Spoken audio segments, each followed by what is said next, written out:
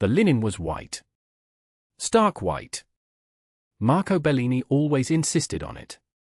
Crisp, clean, a small island of order in a world of chaos. He sat at his usual table in the corner of Trattoria Isabella, the restaurant that bore his late wife's name.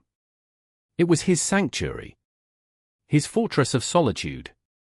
Outside, the city churned, a beast of steel and ambition that he had long ago tamed. But in here, there was only the soft clink of silverware, the murmur of hushed conversations, and the ghost of a memory he cherished more than his own life. His men were ghosts, too. Leo, his most trusted, stood near the entrance, his eyes scanning the street, his suit hiding the cold, hard reality of his profession. 2 more were in the kitchen, another by the back alley. They were shadows, extensions of Marco's will, their presence a quiet promise of violence to anyone foolish enough to disturb the peace. Marco lifted a glass of deep red wine. He didn't drink to get drunk. He drank to remember. To taste the earth, the sun, the passage of time. Each sip was a communion with a past that felt more real than the present. He was an old man now. Powerful, yes. Feared, absolutely. But old. The fire in his belly had cooled to embers, burning with a low, steady heat. The wars were mostly over. The territory was secure. All that was left was the quiet management of an empire built on fear and respect. And the memory of Isabella.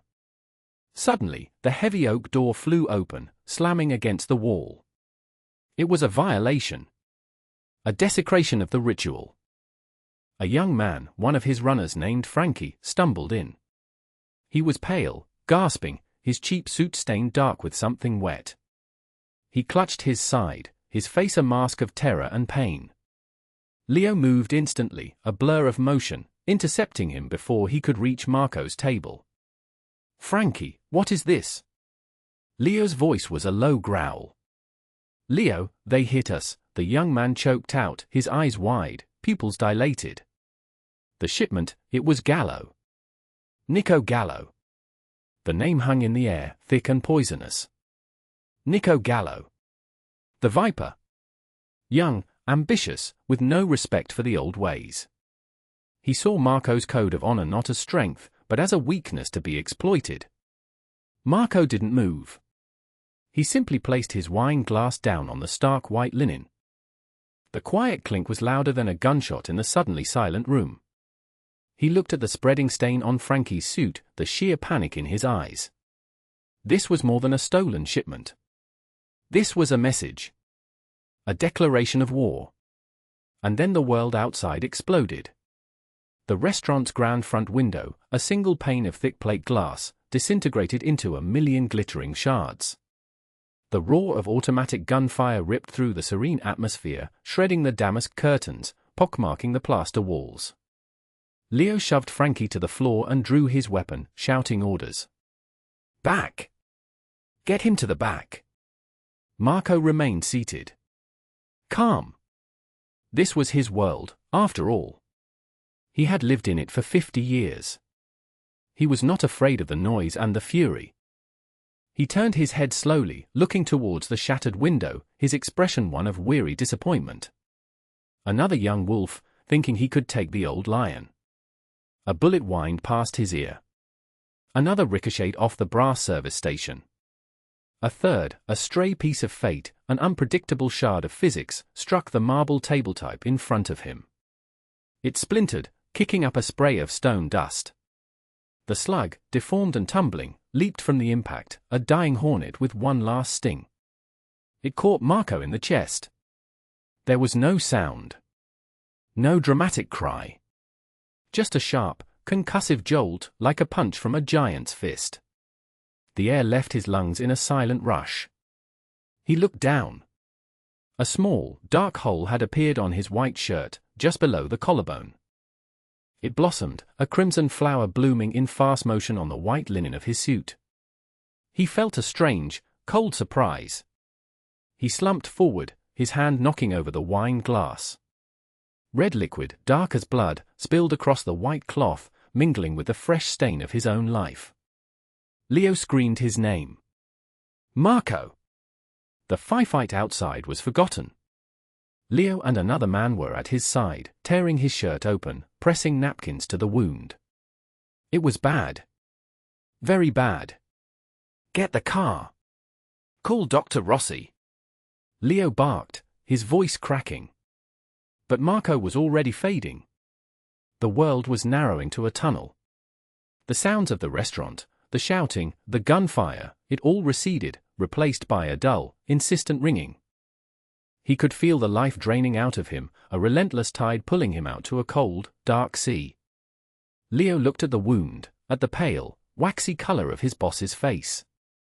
Rossi was a fine doctor for patching up knife wounds or digging out the occasional bullet from a leg or a shoulder. He was a drunk, but he was discreet. This was different. This was the heart, the lungs. This was a wound that needed a miracle, not a back alley medic. They were losing him. Leo made a decision. A choice that broke every rule Marco had ever set.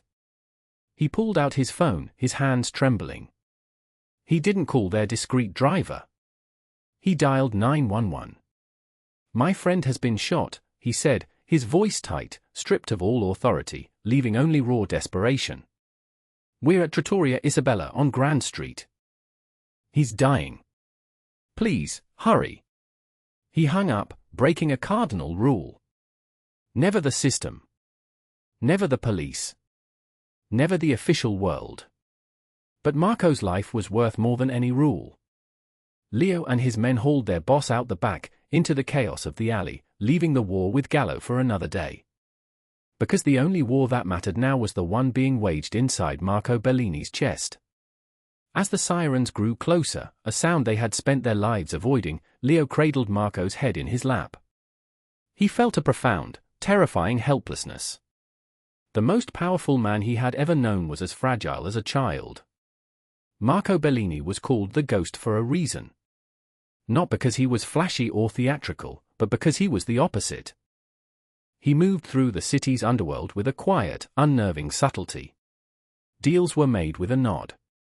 Enemies vanished without a trace. His influence was felt, not seen, a change in barometric pressure before a storm. He rose to power not through brute force alone, but through intelligence and an ironclad code. His rules were simple. Inflexible. No harming women or children. No trafficking in human misery. Their business was gambling, loans, protection, the old ways. He saw himself not as a criminal, but as a patriarch, a keeper of a certain kind of order in a world the legitimate systems couldn't or wouldn't touch. He provided stability. He enforced contracts. He punished disrespect. This rigid morality was forged in the crucible of a single, devastating loss. 20 years ago, Marco was a different man. Harder, maybe, but also more open. He was deeply in love with his wife, Isabella. She was his anchor, the quiet center of his violent world. She knew what he was, and she loved him not in spite of it, but because of the man she saw underneath, the fiercely loyal, protective man who would burn the world down for those he cared about. Then she got sick. It was a rare autoimmune disorder, a 1 in a million disease that baffled doctors. It slowly, cruelly, turned her own body against her. Marco, a man who could move mountains with a phone call, was rendered utterly powerless. He flew in specialists from around the globe. He poured his immense, untraceable fortune into experimental treatments and research grants. He bribed hospital administrators for access to cutting-edge trials. But money couldn't buy a cure that didn't exist. He watched her fade, day by day, her vibrant spirit trapped in a failing body. The experience hollowed him out. It taught him the ultimate lesson: there were forces in the world far more ruthless than any rival gangster. Sickness. Fate. Time. In the end, Isabella died in a sterile white room, holding his hand, her last breath a soft, final sigh. Her death changed him. It sealed off a part of his heart forever. The grief hardened into a shell, and behind that shell grew his code. His refusal to harm the innocent was a monument to her memory. His quiet, ruthless efficiency was a way to control a world that had proven to be so brutally uncontrollable. He became the ghost, a man haunted by a love he could never save. About a year after Isabella's death, a man came to him. Not a gangster, not a businessman seeking a favor, but a baker. A civilian. His name was Thomas Vance. He had been sent by a cousin who knew someone who knew Leo. It was a desperate, last-ditch effort. The man was broken. He stood in Marco's imposing office, twisting a flour-dusted cap in his hands, his shoulders slumped with the weight of the world. He explained that his daughter, a little girl named Elena, was sick. She had been diagnosed with an impossibly rare condition. The same one. The exact same one that had taken Isabella. Marco felt the old wound tear open. It was a physical sensation, a cold dread that started in his gut and spread through his veins. Thomas Vance wasn't asking for a handout. He was trying to sell his bakery, his family's legacy, to cover the mounting medical bills. But it wasn't enough. The experimental treatment that offered a sliver of hope was astronomically expensive. The insurance company had dropped them. They were drowning. He was here to beg for a loan, one he knew he could likely never repay. Marco listened in silence. He saw his own desperate, raging helplessness reflected in this simple man's eyes. He saw the face of every specialist who had shaken their head. He heard the echo of every failed treatment. He felt the phantom touch of Isabella's hand. He looked at the photo on the baker's trembling hand. A small, pale girl with enormous, dark eyes, lying in a hospital bed. She was swimming in a gown far too big for her. Yet, in those eyes, there was a flicker of defiance. A spark. In that moment, Marco made a choice. It was not a business decision. It was an act of penance. A prayer to a ghost. "You will not sell your bakery," Marco said, his voice quiet but absolute. He stood up and walked to his window, looking down at the city lights. "And you will not take out a loan." Thomas Vance's face fell. He thought he was being dismissed. "But, sir, my daughter." "Your daughter will have the best care," Marco continued, his back still to the man. "Every bill will be paid. Every treatment will be funded. For as long as it takes." The baker was stunned into silence. I don't understand. I can't possibly." "This is not a loan," Marco interrupted, turning to face him. His eyes were dark, his expression unreadable. "There is no debt. There is only one condition." "Anything," Thomas whispered. "You will never speak of this to anyone. You will never try to find me or contact me again. A lawyer will handle the arrangements. A trust will be established. As far as the world is concerned, the money comes from an anonymous foundation. Do you understand?" Thomas could only nod, tears streaming down his face. He stammered his thanks, a torrent of grateful, incoherent words. Marco held up a hand, stopping him. "Just tell me about her. Your girl. Elena." And so the baker talked. He spoke of her wit, her stubbornness, her love for books. He described how she would draw fantastical animals on her hospital charts and tell the nurses stories. He spoke of her will to live, a fire that refused to be extinguished. As he spoke, Marco felt a strange, unfamiliar sensation. It was not peace. It was not happiness. It was resonance. A sense that his own pointless suffering could be given meaning, repurposed into a shield for this innocent family. He was taking his grief and forging it into a future for a child he would never meet. For the next 20 years, the arrangement held. Marco's lawyer would provide a single, yearly update. A simple, one-line memo: "The Vance account is active. The girl is responding to treatment later." The updates changed. "She is in remission then, she has been accepted to a pre-med program, and finally, she has begun her surgical residency." Marco never asked for more details. He never saw a picture. He never knew her. Elena Vance was not a person to him. She was an idea. A living memorial to Isabella. A single, good deed in a life filled with necessary evils. a secret act of grace from a man the world knew only as the Ghost. In the back of the ambulance, the world was a blur of flashing lights and screaming sirens. Marco drifted in and out of a grey, featureless fog. He was aware of pressure on his chest, of Leo's voice, urgent and close, but it all seemed very far away. He felt a profound sense of detachment, as if he were floating above his own body, a spectator to his own demise. He thought of Isabella. Her face, clear as day.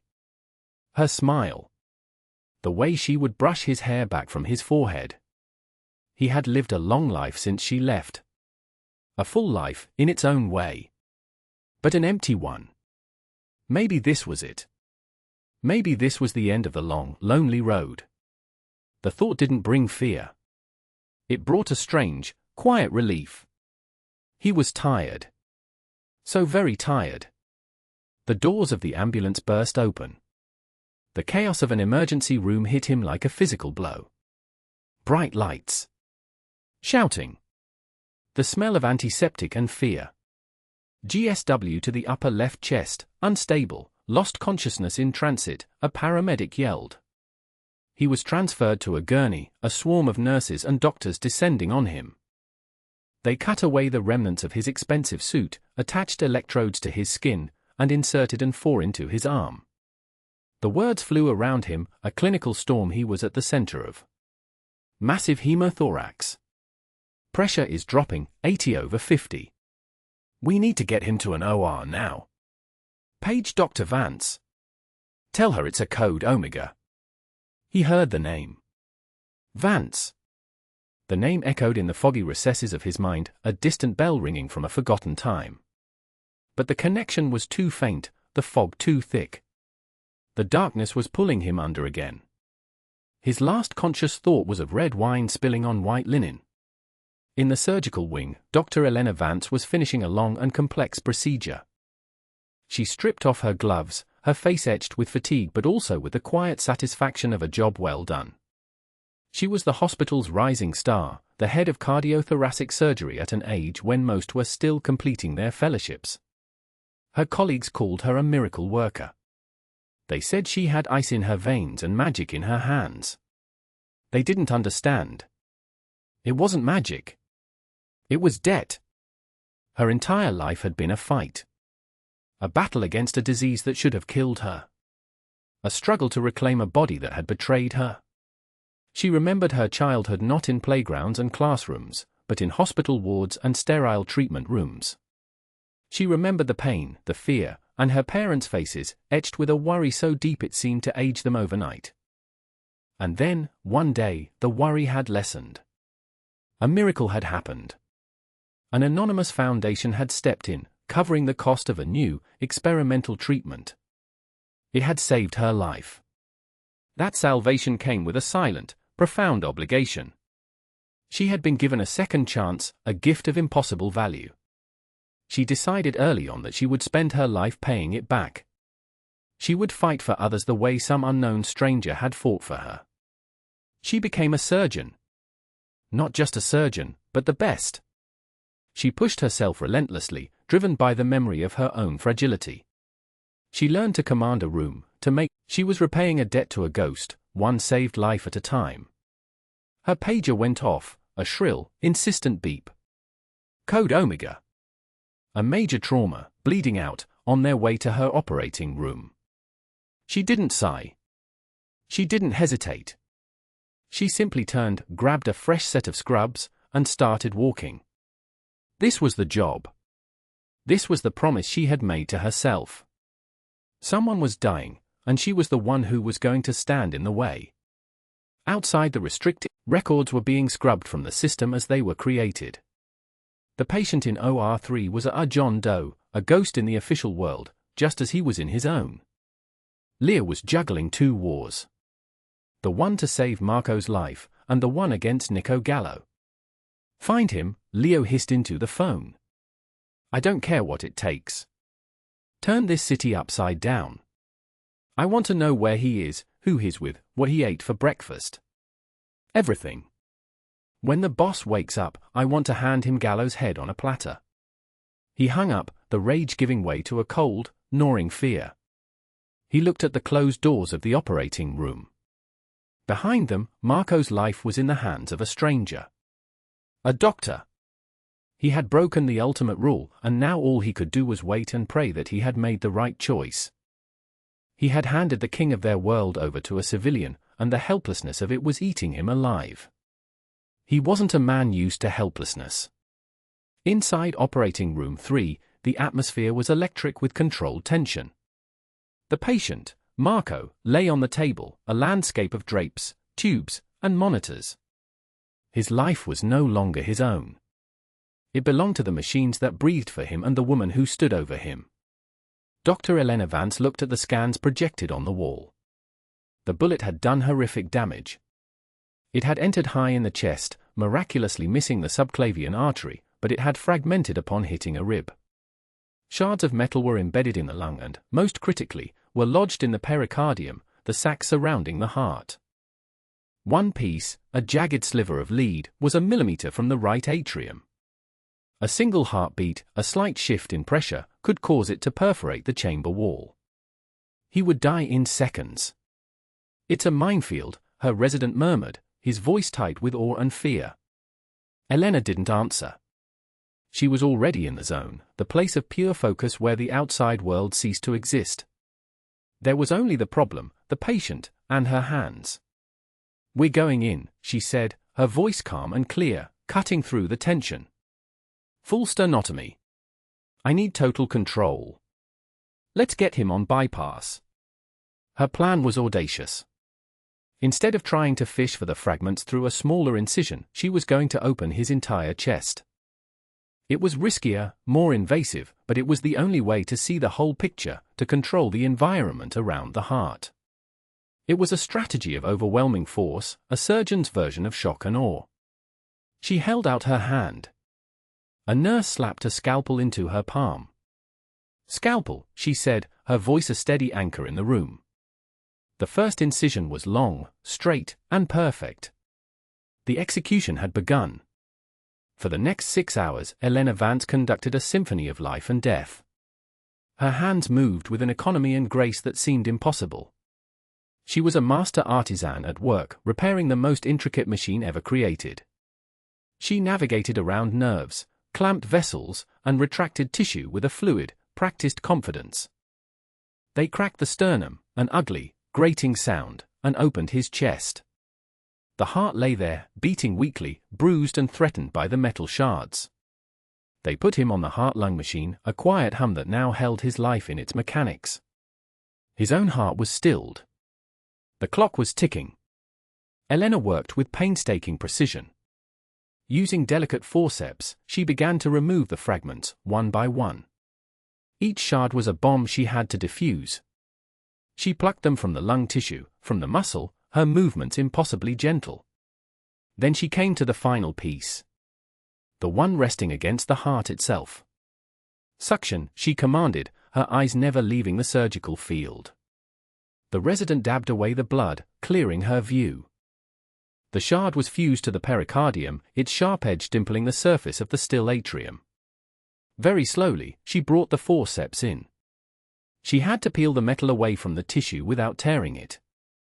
It was like trying to remove a splinter from a soap bubble. Her breathing was steady. The entire room held its breath with her. She grasped the edge of the fragment. Gently, she began to pull. The tissue tented. Suddenly, the monitor beside her blared. "He's crashing." "VFib," the anesthesiologist shouted. Despite being on bypass, his heart had gone into a chaotic, useless rhythm. A fatal arrhythmia. "Paddles!" Elena snapped, never taking her eyes off the heart. A nurse handed them to her. "Charging to 20. Clear." She pressed the paddles to the heart. The muscle jumped.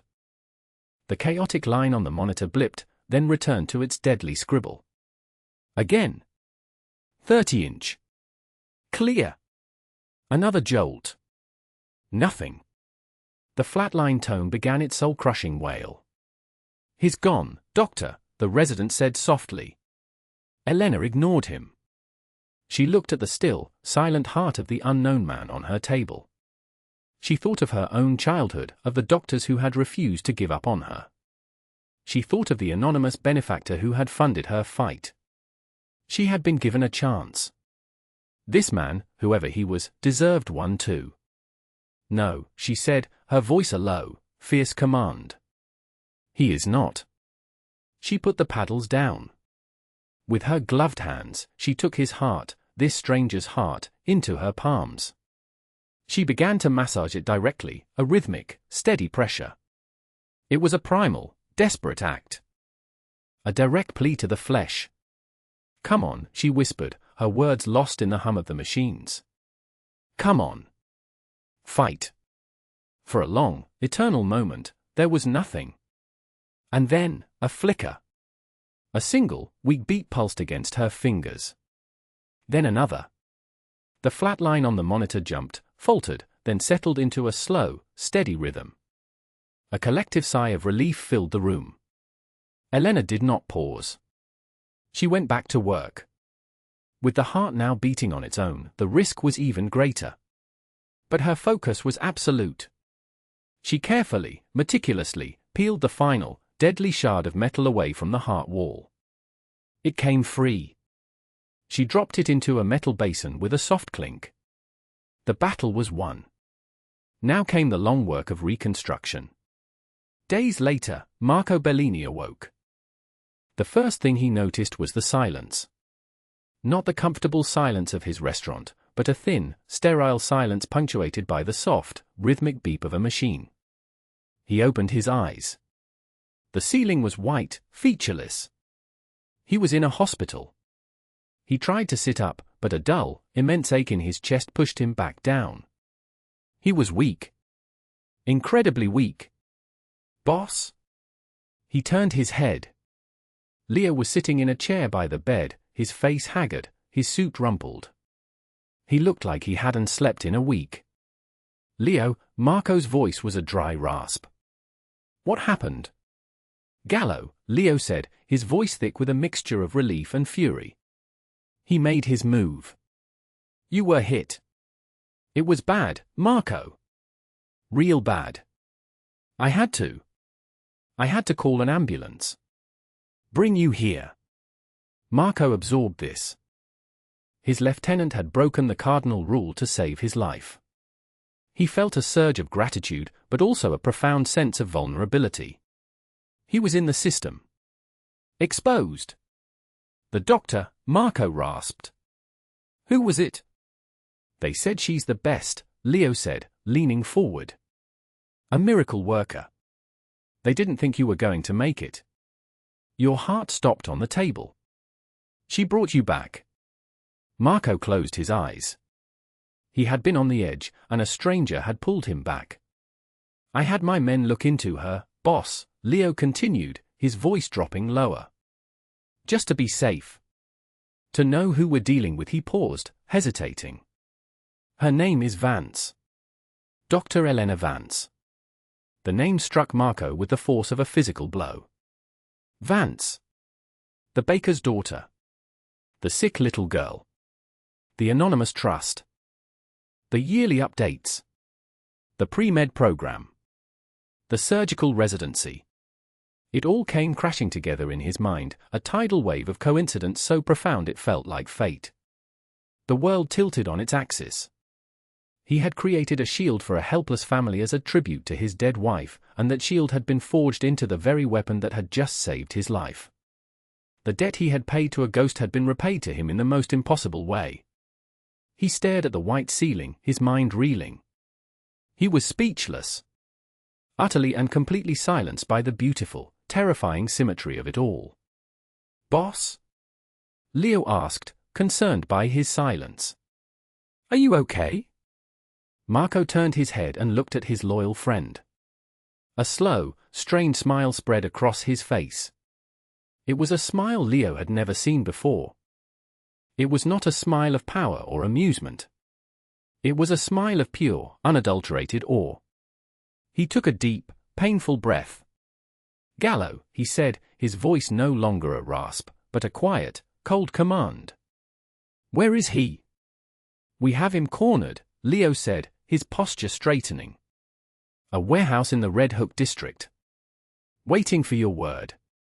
Marco's gaze became hard as flint. The awe was replaced by an ancient, cold fury. Nico Gallo had not just tried to kill him. He had violated the sanctity of his wife's restaurant. He had acted with no honor. And in doing so, he had almost snuffed out the life that had just been given back to him by a miracle. This was not business, Leo, Marco said, his voice dangerously soft. This was disrespect. There are no rules for men like that. He held Leo's gaze. No honor. No mercy. Make it an example. Leo nodded slowly. He understood. This wasn't about territory. This was about principle. It will be done, Marco. And Leo, Marco added, his voice softening again. The doctor. I want to see her. That night, a convoy of black, unassuming sedans rolled to a silent stop a block away from a derelict warehouse in Red Hook. There were no sirens, no flashing lights.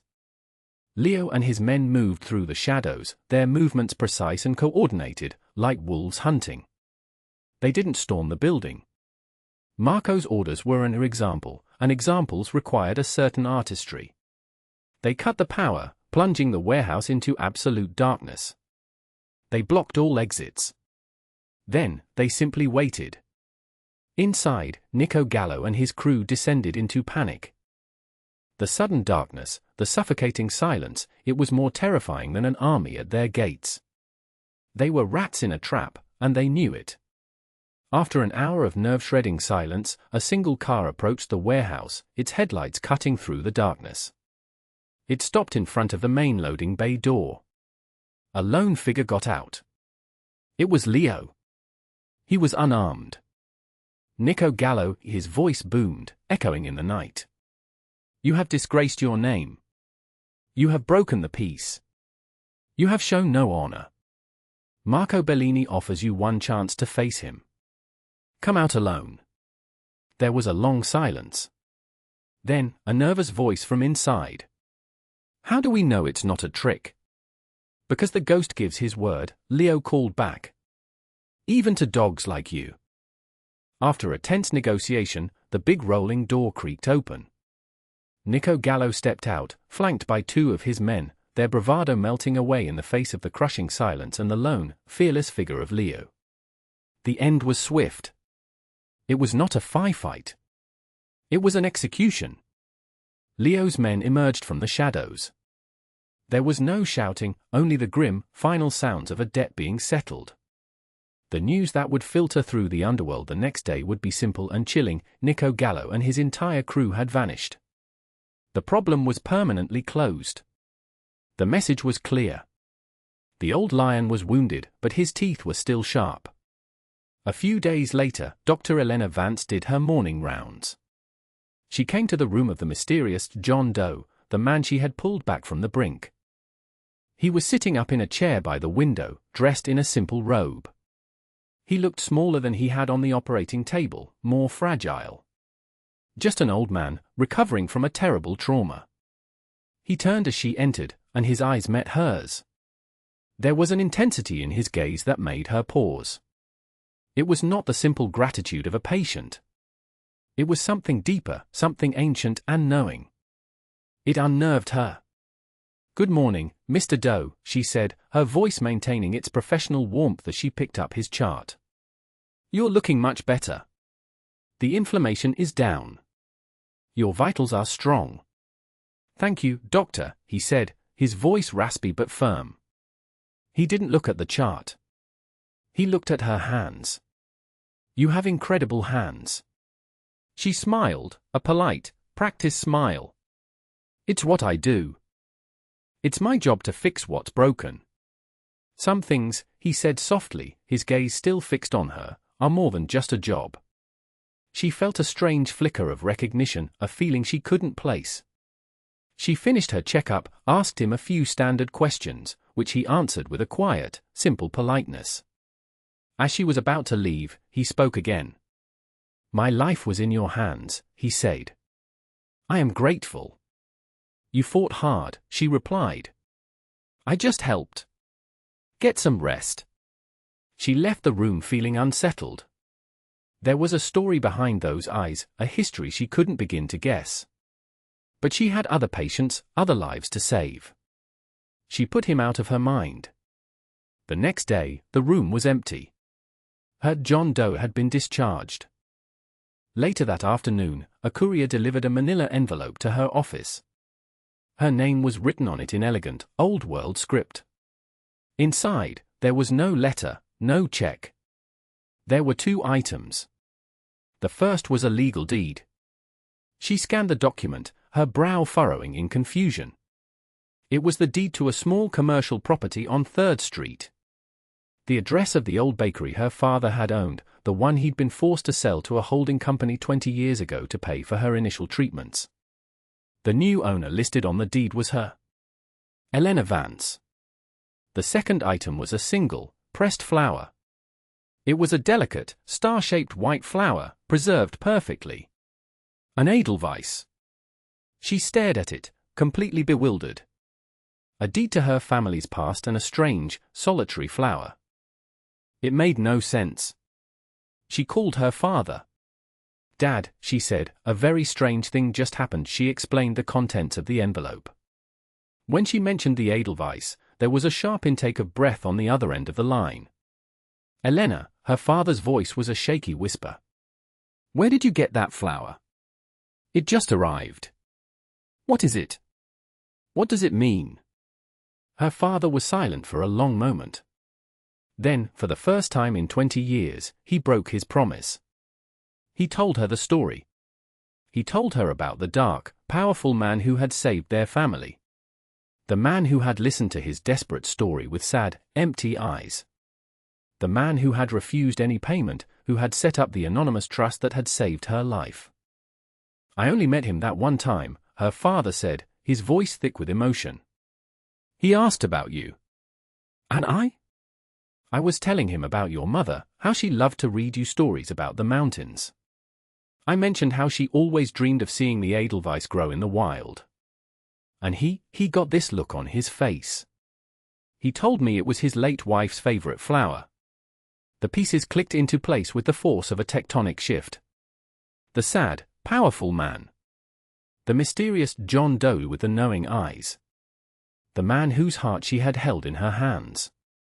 It was him. It had to be him. She grabbed her coat and ran from her office, back to the surgical ward. She had to see him, to understand.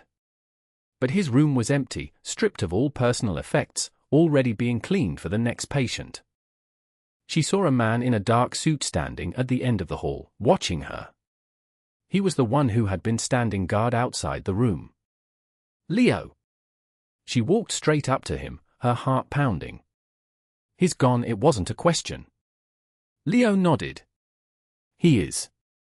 Who is he? She demanded, her voice trembling slightly. He paid for everything. My whole life. Why? She held up the pressed flower. This was his wife's favorite. Leo looked at the flower, then back at her face. His own expression was unreadable, a mask of professional loyalty. Was he a good man? She asked, the question coming out as a desperate whisper. Leo considered the question for a long time. He looked at this brilliant, fierce woman, the living embodiment of a promise his boss had made to a ghost. He is what he needs to be, Leo said finally, his voice low and even. For people like your family, he was a good man. For the people who put him in that bed, he was not. He just saved you the trouble of deciding. He reached into his jacket and pulled out a small, stiff card. It was blank, except for a single phone number printed in the center. He handed it to her.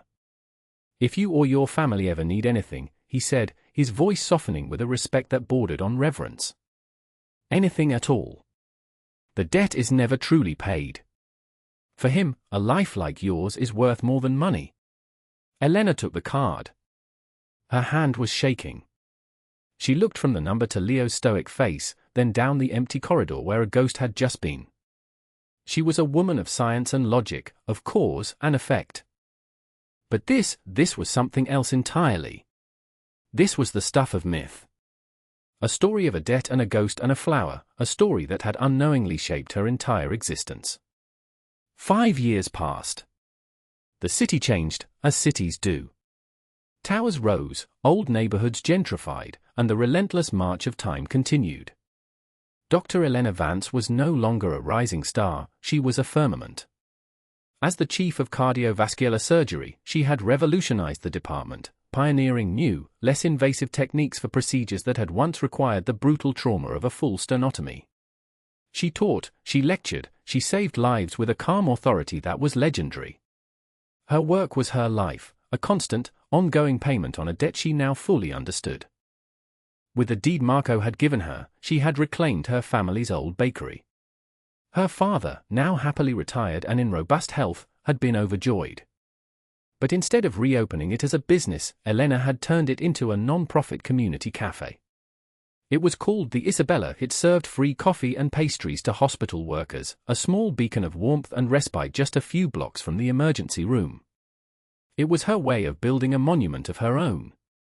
She kept the blank card with the single phone number in a locked box with the pressed Edelweiss. She never used it. She never needed to. She felt protected by a silent, unseen force, a guardian she would never meet again. She had come to accept the strange, violent miracle that had given her 2 lives, the one she fought for as a child, and the one she had been given on an operating table, when she held the heart of her own secret benefactor in her hands. High above the city, in a quiet office with a sprawling view of the urban canyons he once ruled, Marco Bellini was also changing. He was older, slower. The wound in his chest ached on cold days, a constant reminder of his mortality and his miracle. The incident with Nico Gallo had been the last of the old wars. After his recovery, a profound shift had occurred within him. He began to dismantle his empire. It was not a sudden abdication, but a slow, methodical withdrawal. He sold off the gambling dens, shuttered the loan operations, and transferred his vast, complex network of assets into legitimate foundations and holding companies. He was laundering his legacy, turning a lifetime of ill-gotten gains into something clean. Something that could last. Something Isabella would have been proud of. His office, once a command center of a criminal enterprise, became a quiet place of philanthropy. Leo, ever loyal, was now the director of a dozen charitable trusts, his sharp instincts for intimidation repurposed to negotiate grants and endowments. The ghost was fading, not into death, but into legitimacy. On his vast, polished mahogany desk, where maps of city territories and lists of enemies once lay, there was now only a single personal item. It was a simple silver frame. Inside it was not a photograph of Isabella, whose image he kept only in his heart. It was a newspaper clipping, slightly yellowed with age. The headline read, "Local surgeon pioneers life-saving heart procedure." Below it was a picture of Dr. Elena Vance, smiling, confident, standing in front of the hospital. He looked at it every day. It was his memento. His proof that a single act of compassion, born from his own deepest grief, had rippled through time in ways he could never have imagined. He had tried to honor his wife's memory with an anonymous gift, and that gift had grown into the woman who had given him the future he never thought he'd have. A future where he had the time to become a better man. One of his largest new foundations, funded with tens of millions of dollars, was dedicated solely to pediatric medical research for rare diseases.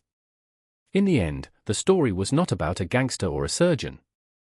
It was about a debt.